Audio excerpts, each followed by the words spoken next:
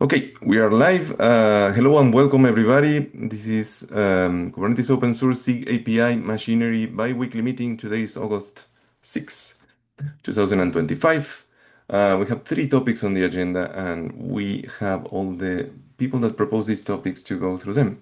So with that, let's go to the first one. Thank you, Bart, for coming to the meeting and uh, you have the spotlight. Thanks, Federico. So yeah, I raised a few weeks ago. I just raised a PR regarding a proposal to migrate the existing client Go Discovery cache from an obsolete and unmaintained package dependency. I just implemented a new library which implements the latest RFC standard, and yeah, I'm just looking for some guidance and potential enhancement proposal requirements, just potential migration approaches and rollout strategies, just to summarize everything. I don't think it's as complex of a agenda point, so it should probably not take too long. Some people did look at the PR already. Sean Sullivan, he did mention towards the end in the PR just that it would most likely require an enhancement proposal.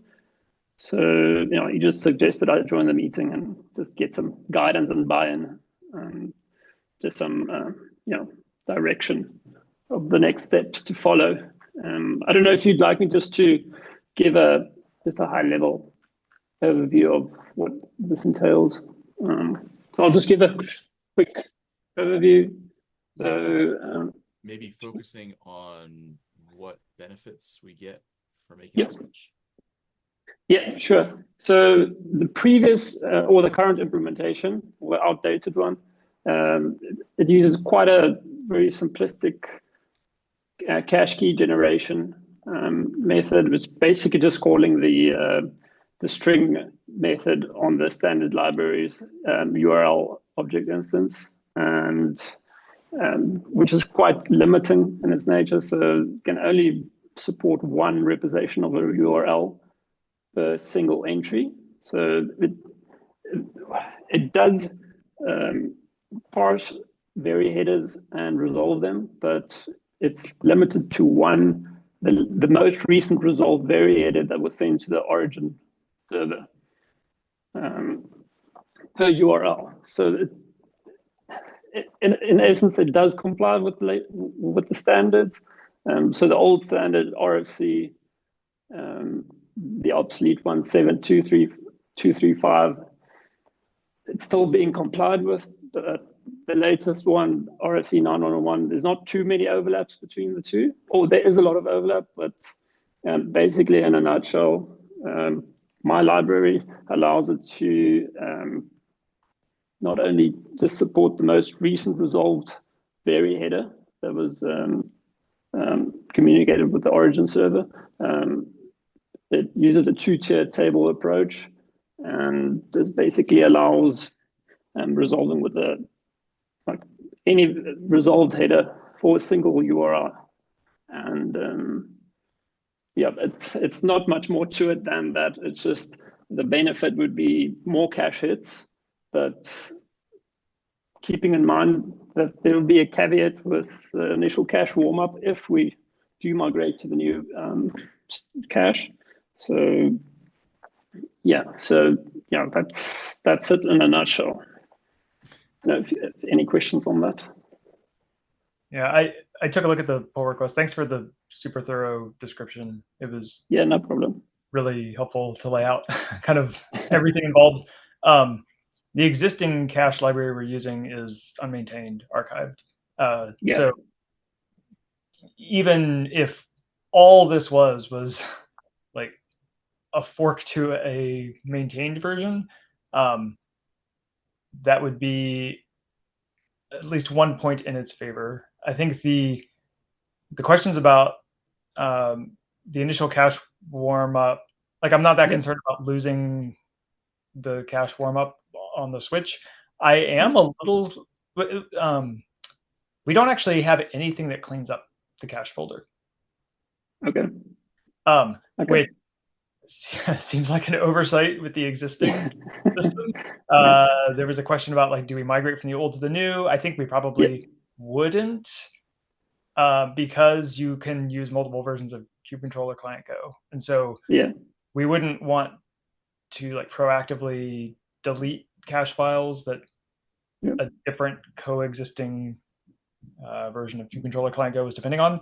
But at the same time, by sort of following the RFC more faithfully and storing more variants of the cached responses, this has the potential to make the problem of runaway cache folders worse. Like right now, the current library only stores the most recent received one per URL, which realistically, the library that's using this is probably always making the same types of requests, so it'll always get the same responses from the server. So in practice, the current behavior is actually probably fine. This one, if we ever exercise multiple vary header storage, we'll make our lack of cleanup problem worse. So I'm sorry, I just alluded to a few points that I didn't really touch on now. So just with the previous library, and I appreciate the points you've just mentioned. So with the simplistic nature of the cache key generation of the previous library, it's quite limiting in nature, but I do understand that the current requirement is fulfilled with that. It's not really required to be able to accept much more differentiating very headers or received from requests from the client.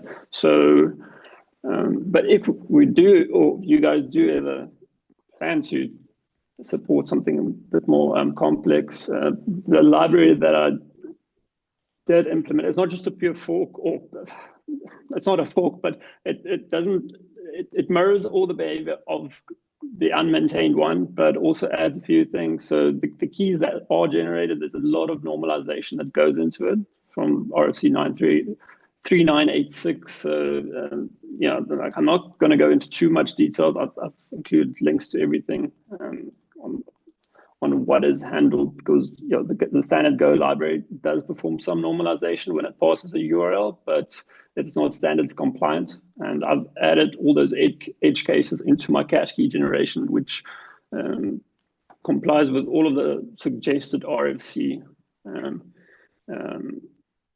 points regarding normalization, actual and comparing URIs in practice. So that's just the added. Just wanted to mention that on the side, just so that you are aware of that. So there is some added benefit aside from just cache hits. And from obviously a compliance perspective as well. There is a benefit from catching those edge cases, and that all that indirectly leads to higher hit ratios. But sorry, I just wanted to mention that without going into too much detail. I don't see any other hands. I had just a couple other sort of next steps advice, and other people are welcome to jump in as well. I think like a KEP is probably useful just because there's a lot to consider here in terms of coexistence of old and new clients, and some of the documenting some of the existing out of spec behaviors that we're relying on. I think you mentioned one that kubeopen API is returning non-compliant timestamp headers. So we need to fix that, but also make sure the new library works with old servers that aren't fixed. So, and then discuss sort of the rollout, like how do we make it opt-in, build confidence, and then eventually make it opt-out. So with the new library, sorry to interrupt us, just with the new library, I've already added opt-in behavior to use the quote unquote incorrect behavior with the timestamps, which aren't GMT. So that's kind of addressed. So if this ever does get merged, it would work automatically. It would just be full backwards compatible with the current implementation. And then probably going forward, if this was ever this was ever merged, then you can phase it out from there, those opt-in environment I think we variables, want which I added. fix our server regardless, but Yeah. probably maintain the. David, you had a hand. Yeah. So when you say, is my mic better? Yeah, it's much better. Thank you. Okay. When you say opt-in, were you thinking just about the timestamp thing, or were you also thinking about keeping the old caching round tripper around and having this new one? I don't know. I haven't dug into the details enough to know how risky the change is. Like what? Yeah, I don't know. Okay. The riskier it is, the more I would want to like be able to opt into the entire thing. But I haven't dug enough to know. Okay. Then I think then yes, I would agree. Then maybe a KEP makes that easier to make that determination. I'll say it's a surprisingly constrained PR for what it is. Wrapping the round tripper, it turns out it's a pretty nice abstraction. Yeah, just anyway, I thought it was a nice PR. I think that a KEP is a good idea. It's not overwhelming to try to review. And I guess for my part, just my initial impression, if it were possible to switch between old and new, it would make this almost a no-brainer to go ahead and try. Maybe let's not make it a knit block. But yeah, well, I mean, we'll get to things like we'll get there. Environment variables and init blocks in a review, but motivation I agree with, and I like the approach I agree with, and I like. Yeah. All right. So just from my side, just to reach some conclusion on this, so you guys are giving green lights for me to draft a KEP, or what do you guys? Yeah, I think that's. You guys say are the next steps. Yes. And in my opinion, well, I guess we can review in the KEP to be sure, I suppose. My initial impression is that this would be on by default and gated at worst. Like this is a fancy refactor, I guess is what I would say. Yeah. Okay. Yeah, because there's no external user facing changes. It's all constrained within the library or within this package itself. So there's nothing facing the user aside from potential increases in cache hits.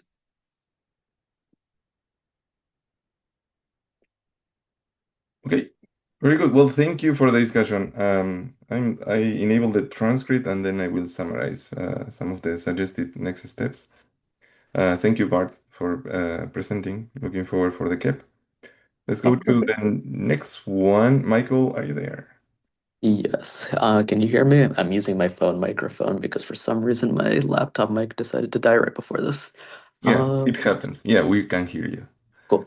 Okay, so basically I just wanted to do a follow-up on storage version migration. I actually see that Mo's here, so feel free to chime in, Mo, if you have anything to say as well.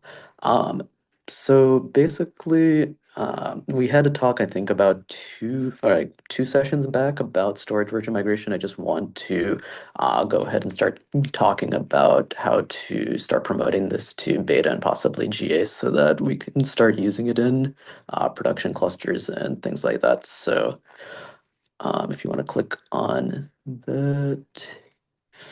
Yeah, so I see that at least most of the alpha and the beta stuff is done. I think during the last talk, the big things were around the usage of storage version migration for the resource versioning that we can only use int64 and int128, and it has to be monotonically increasing. There was a couple of aggregate APIs that don't use that, but I think we agreed that we just wouldn't support it for storage version migration.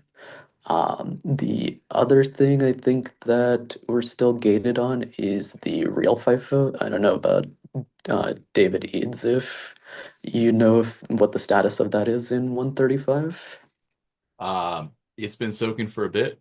I'd be happy to go GA with it if Jordan is happy to go GA with it. Hopefully that's not him. You're muted, Jordan. It was on by default in 133 and 134. Is that right? At least might have been 132. Okay. If it's been on by default for 2 releases, I'm happy with it going. Okay. Awesome. So I think then we kind of just the only thing to discuss about this is what is still needed for this to go GA besides, or to go at least into beta. I think we probably need some more metrics. We might need some more testing around some of this, but since it's mostly just a port from the out of tree controller for the time being, what kind of things would be necessary? This would be my first time working on something to get from alpha to beta to GA, so I'm just wondering what the general process is for. So hopefully back in time, the CAP listed out what we wanted to have for beta. We need to be sure that we have, I think it's easiest to make a checklist to be sure we've gone through all of those items. Since then, we have wanted a higher bar for our beta features so that they have essentially all their features completed. I would like to do that for this, since it is moving from an alpha to a beta. So whatever we have for GA criteria beyond demonstrated stability, I would like to see finished before it gets to go beta. And I think Mo last touched it. While it is inspired by the existing storage version migration, the actual mechanism for making it work is quite different. Doesn't mean that I want to delay it any further, just noting that if you're expecting it to be the same, I don't think that it is. Yeah, I think it And uses Mo the found the GC bug. cache and a bunch of other stuff, so And Mo has a hint. yep. Yeah, so a few things come to mind. Like one, the controller doesn't support like resuming migrations, which it really needs to, so that way it won't get stuck on like a really large one if it can't complete for any particular reason. It also doesn't gracefully handle like any errors other than conflicts, which it probably should. Um, so those are missing. I think when we implemented the initial alpha, we found that while we could use the existing schema from the old API, that it didn't actually make sense anymore in its entirety. So I do think we need to rev the entire API and probably do a full API review of the whole thing to make sure we're actually happy with its final shape. There's obviously the whole resource version comparability elephant that must be handled. I don't see how we could possibly make this beta without formal agreement on that till the end of time. Yep. Um, Yeah, I think at least we're in agreement that the in64 and 128 is the way to go. But yeah, that means that it won't support some of the like resources like Calico and that kind of stuff. The For the rest of the stuff, I think it might be good to have some further discussion. I think Joe and Jordan were wondering if there'd be a good time to kind of chat on like this, like all of us together, just to kind of hammer out some of these details. yeah, I mean, I think we also need agreement from like SIG Arts, right? Like this is Yeah, formal like declaration for the project, I think, if we go this route. yep.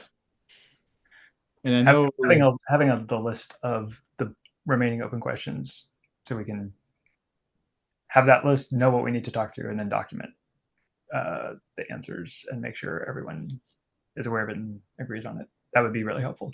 Yep. Some of the things we're talking about here, some of the things Mo just alluded to, do we have that list concretely? Would be great. Yeah, it's been so long since I read the CAP. I don't know if we wrote this in there. Certainly, if we didn't, we should. I think the other thing that comes to mind recently, like when we did the pod certs work, David, we had that another use case where it would make our lives a whole lot easier if we could compare resource versions. So perhaps we should at least document that as another place where that comparability would be useful. And since in that case, that comparability would be done by the kubelet on a built-in kube API, I do think we could make a much stronger assertion that that will never fail. Though I guess maybe you could argue that people are allowed to swap the backends enough such that that could fail. I don't know. We could make the kubelet tolerate it, I suppose.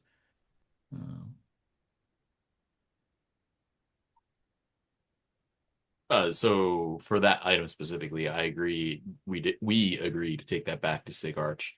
I think I'm still in favor of int 64 or int 128, both being allowed. And David, I know we preserved the schema to make it practical for someone to maybe migrate from the old external one to the entry one.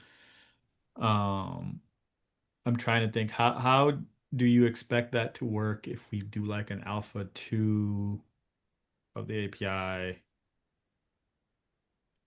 with different So fields? the ease was that it was a simple swap of the API version to make the initial switch, and that let us do A or B super easily.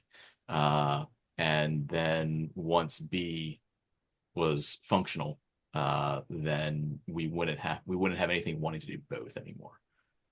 That was why I wanted to have one thing that overlapped. It doesn't bother me to have the beta API be different because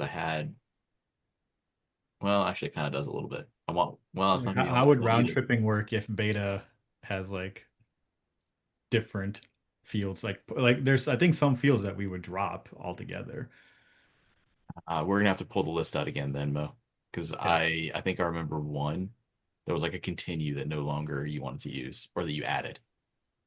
There's fields that I added and then fields that no longer were relevant. There was like both. So yeah, I see an API review in our future is what I see. Okay. I mean, leaving alpha is where we should decide if there are things we care about or don't care about or want to change. Like this is the time to make those non-forward, non-backward compatible changes if it makes sense. And we shouldn't bring forward things that don't make any sense. Yeah. Yeah. Yeah, makes sense. So I think at least for the time being, then, what are the next steps? So we probably want to at least get the conversation going with SIGArch on what's it called, the resource versioning stuff. Seems like we're in favor of doing the int 128 approach. Otherwise, the rest I think can just be within SIG API machinery. We can discuss between ourselves. Yeah, and so the feature has a decent amount of integration test coverage. It doesn't have unit test coverage. Granted, it had almost no behavior that you could meaningfully unit test. But we probably should add those. Um, I I don't. Let's say we get agreement from SIG Arch and others across the project that we want the RV behavior. Does this ever become part of conformance? And if so, what does that look like?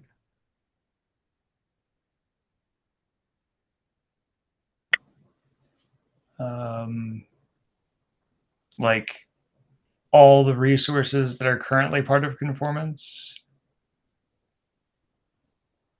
or all advertised resources get poked and their RVs are checked to be parsable as 128, something like that. Is that what you're describing? Maybe I don't know. Is being able to run storage migration a part of conformance? I have no idea. Uh,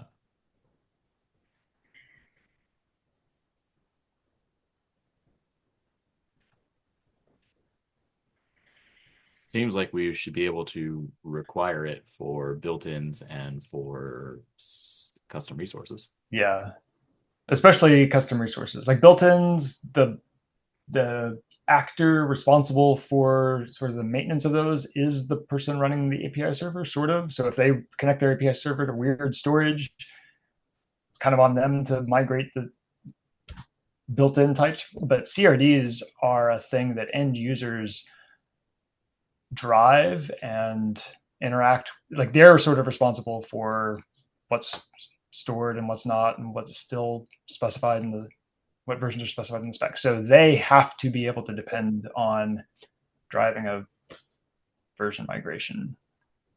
However, that ends up happening with their CRD. Okay. And this could be a later thing, even maybe with another KEP or something like that. But if we're doing API changes, maybe we should consider what kind of thing might need to be required if we want to start thinking about like automatic storage version migration rather than only having manual ones, which I think is what this supports at the moment. I don't know what you guys think.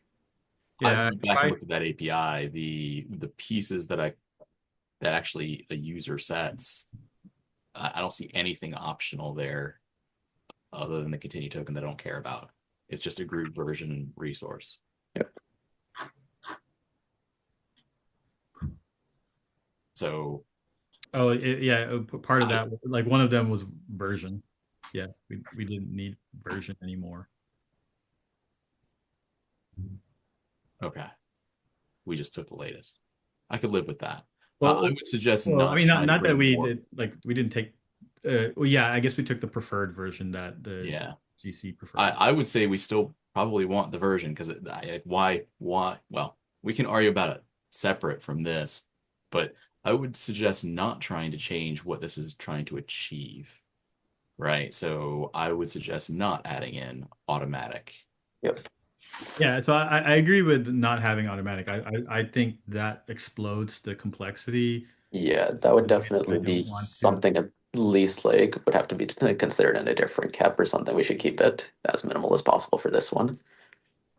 Yeah, like I already know like like the providers, like the cloud providers can easily come up with strategies to automate migration using this API. So that part I know will work fine.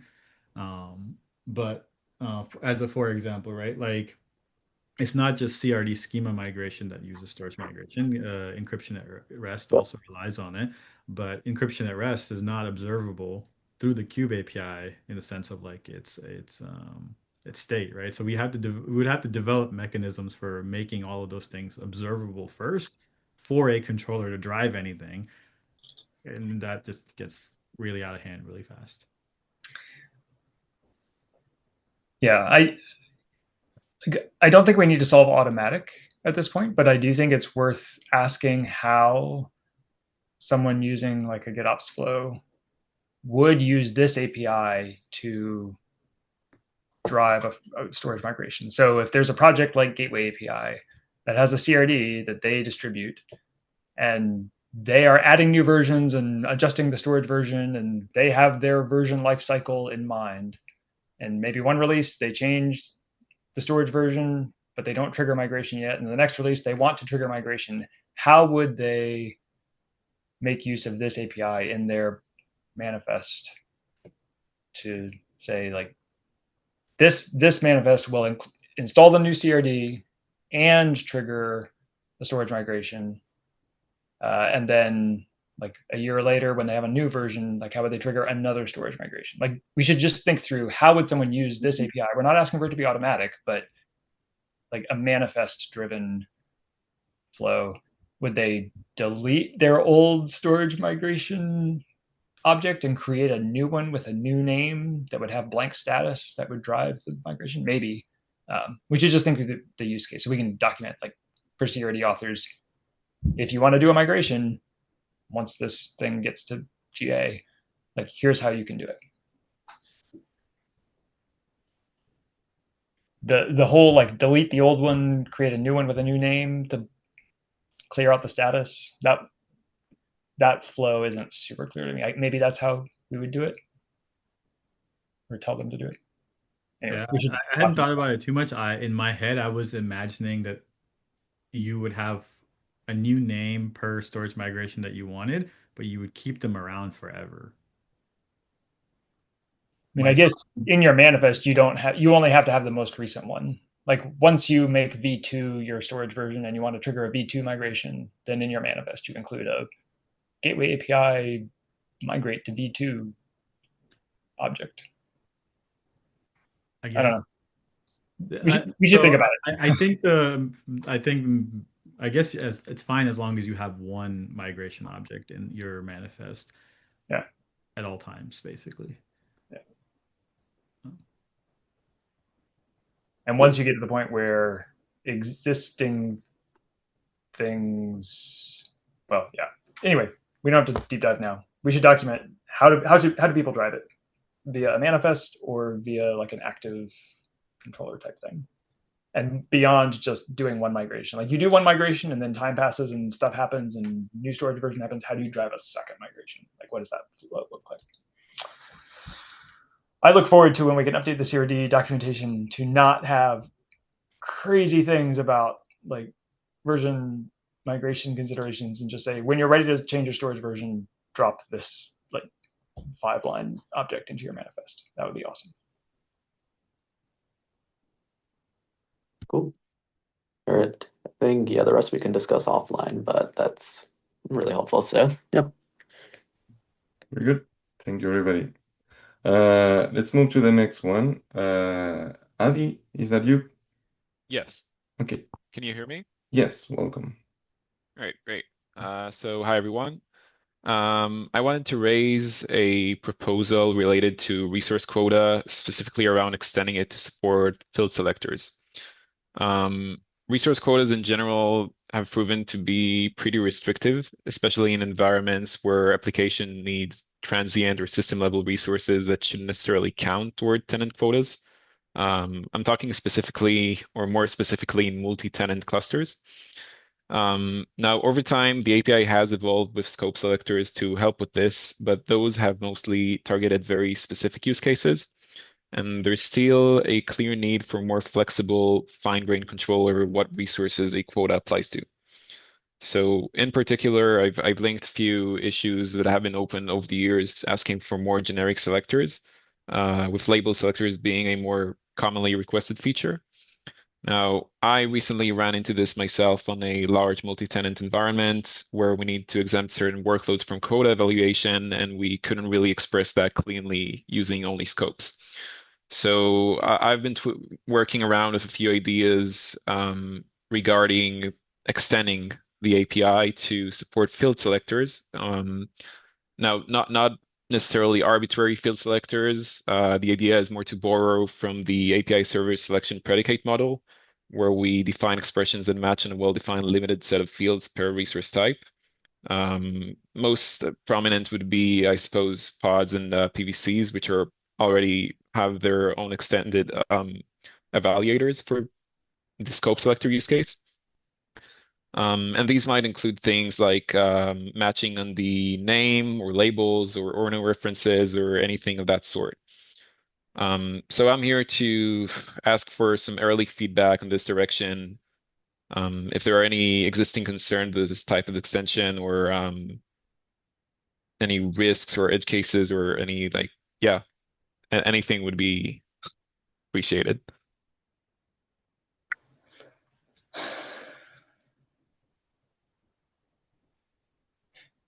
I had the most recent comment, so I'll chime in and anyone else can jump in too. It's been a long time since I had paged this in. I was trying to remember some of the issues.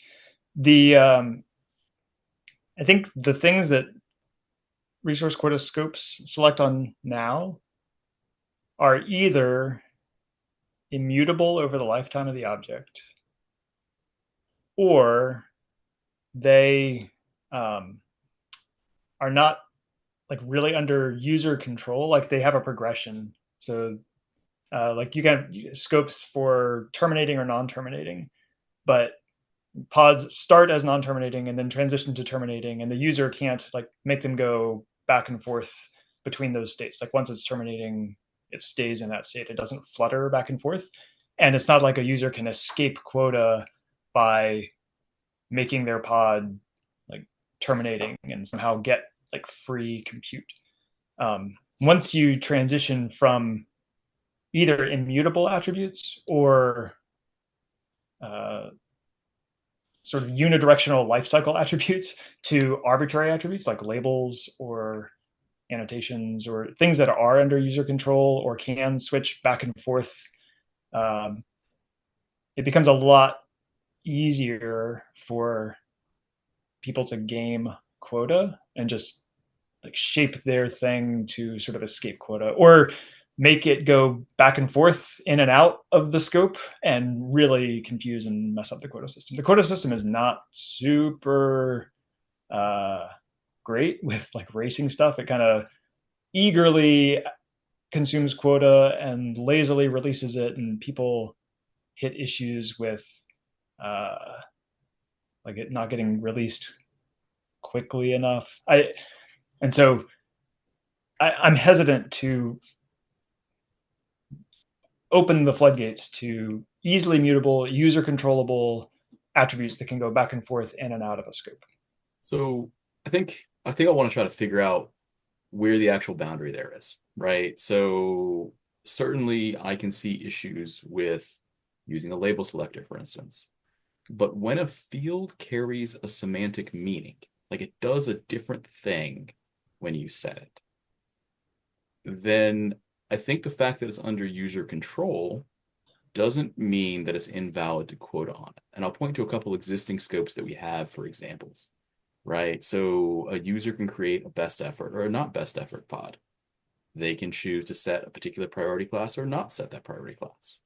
They can choose a volume attribute class or a different volume attribute class. And it's completely reasonable to try to quota those things because they carry semantic meaning. You don't just get to change it and your pod does exactly the same thing, and therefore it's valid to want to quota those things differently. And so while something like a label selector, I would agree, doesn't really make sense to quota based on label selection, do I think it's reasonable to quota on a field that changes what a resource does or how expensive it is? Well, I think that's very fair to do. So is the issue that you're concerned that maybe not all the fields someone creating the quota would choose wisely, or is the concern actually that it's under the user control?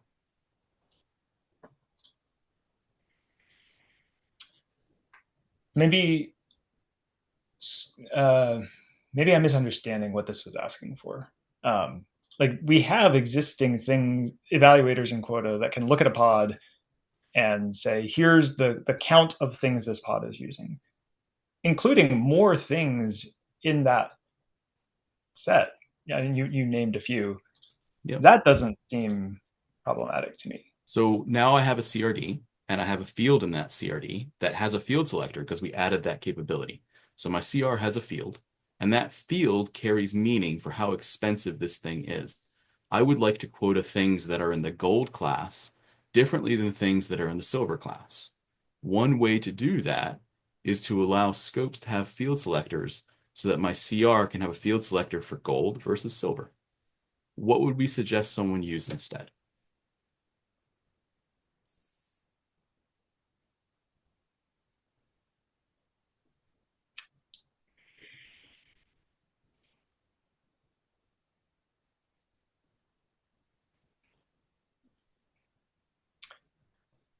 I don't know. I don't love the idea of teaching quota about field selectors on every arbitrary object that exists. I guess you could say we have experience doing that with validating admission. We do.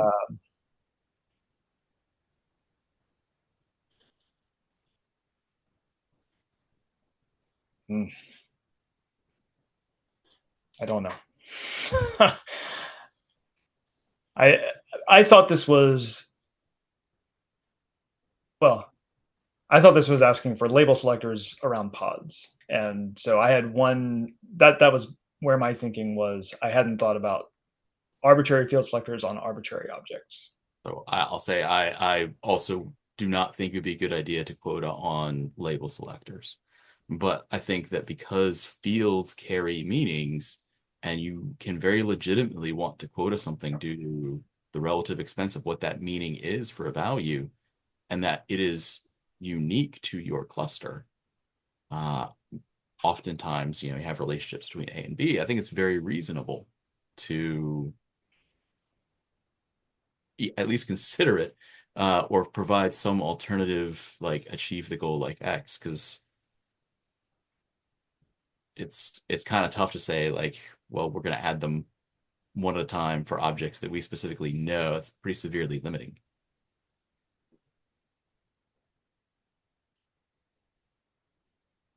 Yeah. The fact that quota gets reconciled after the fact means a controller is either going to have to start watching full contents of types. So validating admission doesn't have to maintain an informer that holds the full contents of every type of every instance. It just looks at the incoming thing, which is great. Quota, the controller has to reevaluate. So because it's the one that releases quota when it's no longer used.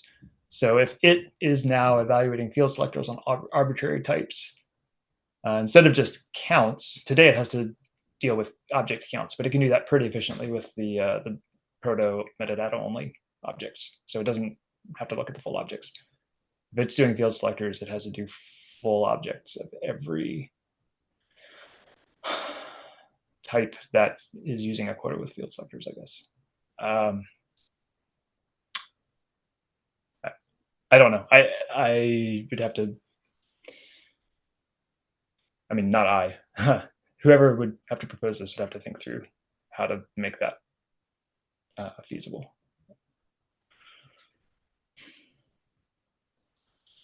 Okay, but that would be a shift from fundamentally flawed to can it perform?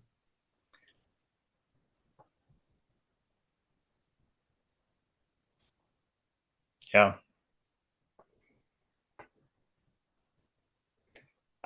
I will point out that the existing issues with quota will be worse when they are over attributes that can flutter back and forth. And people complain frequently and loudly about the existing issues with quota. So. Okay. So in that case, I assume I'll continue with drafting a proper cap around this.